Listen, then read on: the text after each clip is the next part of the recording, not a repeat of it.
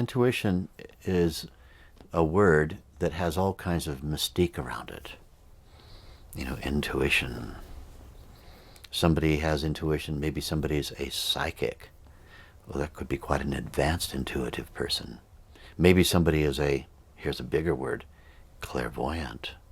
Maybe somebody is this is a real big buzzword these days, an empath. I'm an empath, I feel every little flea in this room. I feel, every particle of dust going around here. I'm an empath. Oh, you're cooking vegetables? I'm an empath. I can hear them screaming. I'm an empath. This kind of assignment of these words, it's a kind of, an attempt to give people badges of rank that are not verifiable objectively in any objective sense. So let's find out what intuition actually is. Intuition is nothing really all that special. It's the ability to have super-acute sensory perception so that you can perceive the way in which one moment is cascading into the next. You can see cause and effect right before your eyes. If you see, for example, you're a grown-up and you have a little toddler in the room, and maybe there's a 2-year-old sister also sitting in the room, and there's a fireplace with a fire in it, and a little red coal comes rolling out onto the hearth, and the little toddler sees the red coal, and because you, the parent, know the toddler's predilections, you can see the toddler alert as if, oh, a new little red ball toy has just arrived. Maybe I'll go and grab it and play with it. And because you can see the future in the making, you have an advantage.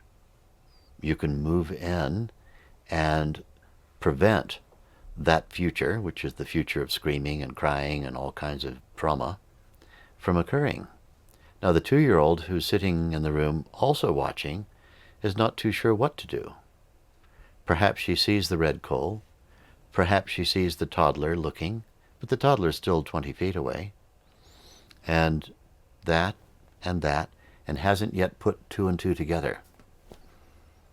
But the grown-up has already put 2 and 2 together, and without having to create any drama, just goes over here and puts a great little ball, not a burning ball, that has a little bell in it or something over here, distract the child, and then sweep the coal back into the fireplace and close the gate. No big drama. Now, we could call that intuition, but what is it really? It's logical common sense. You can see a cascade of cause and effect that is in play, and you are invited in to interrupt that cascade, or if you want, there's different ways you could capitalize on it. Different ways you can capitalize. And so when you can see the future in the making, you're not seeing down some tunnel or something, any kind of absolute future. There is no absolute determined future. There are sets of probability functions. And so then, to what extent are you able to use your already existing sensory capability to see how one thing is evolving into the next and what's going to come next, unless you interrupt? To what extent can you detect the degree to which you're invited into the process, or not invited in? And so then, when we practice Vedic meditation twice every day for 20 minutes, then our mind settles down into those increasingly subtle states of thought. And the medium of experience that we use is a particular individualized pulsation of sound, a bija mantra, a special kind of mantra. That mantra has such charm for the mind, and in its super subtle state, the mind wants to experience with ever greater acuity the subtlest and most charming aspects of the sound. And this sharpens the sensory perception. It's a sound, so it makes use of the internalized tendency to be able to, quotes unquote, hear. But you know, if you take a table by one leg and pull it, all of the other legs come.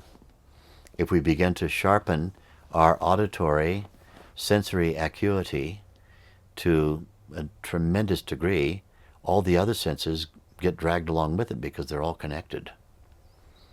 And so what happens as a result of practicing Vedic meditation, this is just one natural benefit of it, one of many. The senses become hyper-acute. Hyper-acute. When you have hyper-acute sensory perception, then you can see, taste, touch, smell, and hear with great clarity compared with the average dull consciousness. That's the average of the population today, very dull. You can see with great clarity, this will lead to that, that will lead to that, that will lead to that, that will lead to that. Doesn't even require any speculation, no speculation needed. And then we call this intuition. Intuition. What does intuition mean? It just means hyper-acute sensory perception and a consciousness that is able to observe with clarity what is going to lead to the next, what thing's going to lead to the next. And then is there an invitation for intervention or is there not? Perhaps nature is intending for us to leave things alone and, you know, maybe you're watching while somebody's talking too much and the milk is about to boil over in the saucepan. And maybe nature wants them to have that experience of having to clean up the boiled milk so they pay more attention next time they boil milk. And you're not invited to intervene. Perhaps something like that is going on. Or maybe it is something like in my example of the little child, where there's a clear directive to go into action, to intervene. And so then, you know, intuition. What is intuition then? It's nothing more than super-acute sensory perception, and we can get it, awaken it, and make maximum use of it as a result of practicing Vedic meditation twice every day. Intuition. Intuition.